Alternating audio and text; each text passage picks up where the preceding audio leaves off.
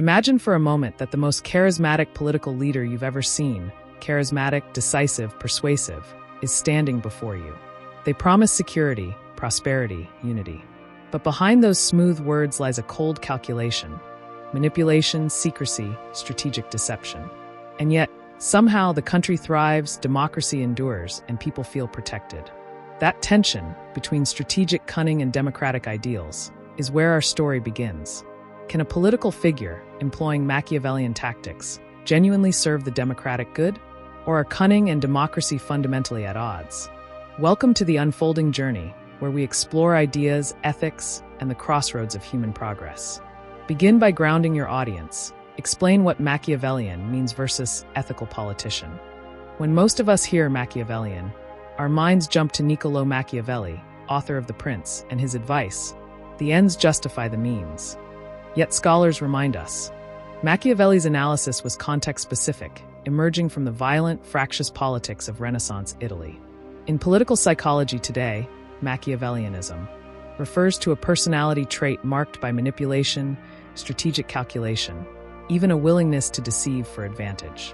On the other hand, what makes a politician ethical? At its core, an ethical leader acts with transparency, prioritizes the public good, respects individual rights, and remains accountable.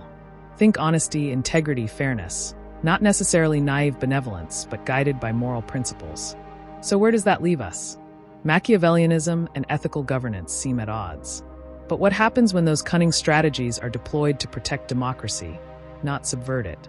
Choose 2 or 3 real-world examples that illustrate both tensions and coexistence. Let's begin with a historical lens.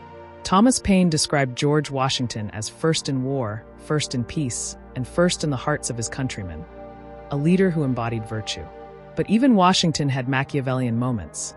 His strategic deception at Yorktown, coordination behind the scenes, and guarded communications to maintain morale and unity. His ends were moral, preserving a fragile democracy.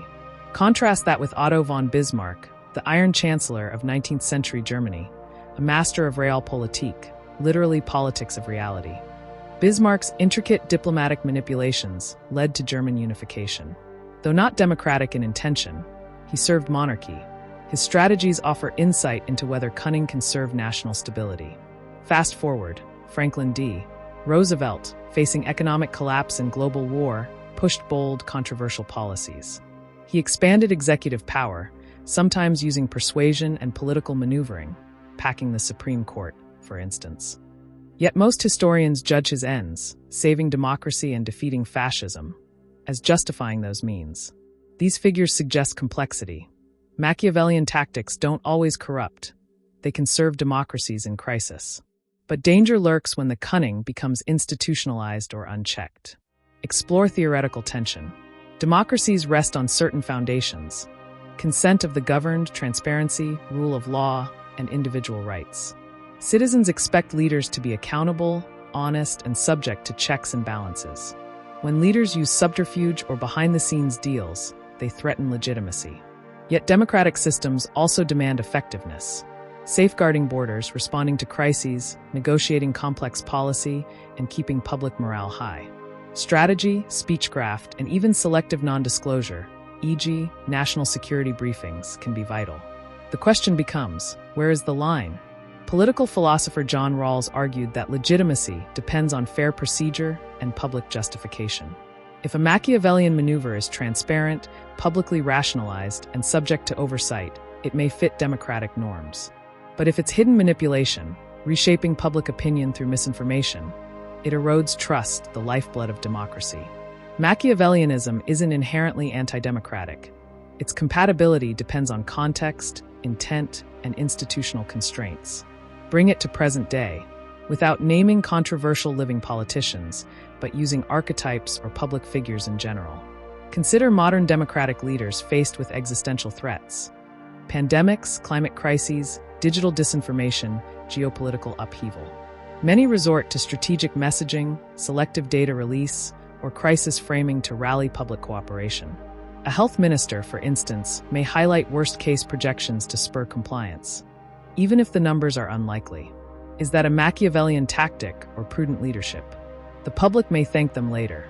Alternatively, leaders who continuously manipulate media narratives, spinning every outcome to their advantage, can weaken the media, polarize society, and degrade democratic discourse.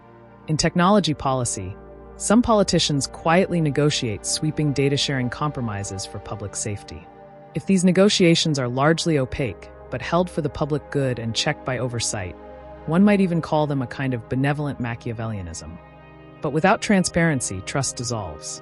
Modern democratic systems face the paradox that purely open, slow consensus building may fail in crises, while too much strategy leads to cynicism.